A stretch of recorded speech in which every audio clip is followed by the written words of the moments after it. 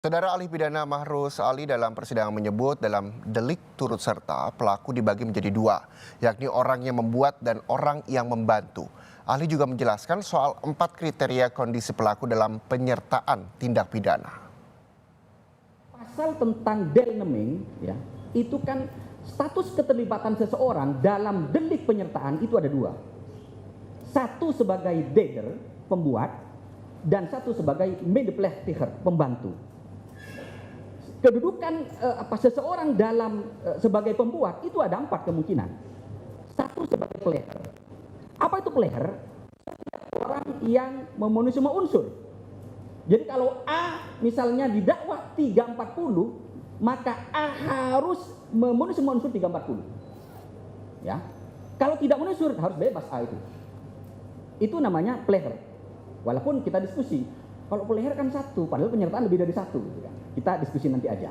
Yang kedua adalah apa? Don't pleasure. Orang yang menyuruh lakukan orang lain melakukan kejahatan. Di sini ada aktor intelektualis, ada aktor materialis. Ada orang yang menyuruh, ada orang yang melaksanakan suruhan. Orang yang disuruh itu alat, boneka, maka dia kena pasal 44 KUHP. Orang yang tidak mampu bertanggung jawab. Sehingga dalam konteks menyuruh, yang bisa dimintai pertanggungjawaban adalah orang yang menyuruh. Ya, bentuk suruhan tidak limitatif, terserah saja. Ya kan?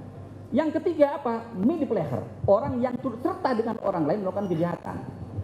Ketika dalam suatu dakwaan jaksa menggunakan menjunturkan delik pokoknya dengan pasal 55 ayat 1 ke 1 KUHP, terutama medepleher, maka ini menurut saya itu berat pembuktiannya. Kenapa berat? Karena dia harus ada apa? Double intention, double offset, kesengajaan yang bersifat ganda. Artinya apa? Saya kasih contoh begini. Kalau ada A, B, C, ya, ini ingin didakwa pasal 340, maka antara A, B, dan C itu sudah harus ada meeting of mind. Si A sepakat dengan si B dengan sepakat si C juga sepakat dengan si A. Untuk apa? Untuk menghilangkan nyawa korban. Kalau ini tidak ada, maka tidak mungkin ada penyertaan. Karena dia termasuk kesengajaan yang pertama, maka permulaan mengatakan ini namanya subjective unrehmative element. Ya, kesengajaan yang bersifat subjektif. Kenapa? Karena ada di sini. Yang kedua, saudara, yang kedua yang mulia, mohon maaf, kesengajaan yang kedua apa?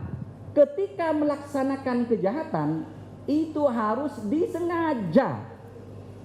Artinya apa? Kalau A, B, C, maka harus ada pembagian peran di sini.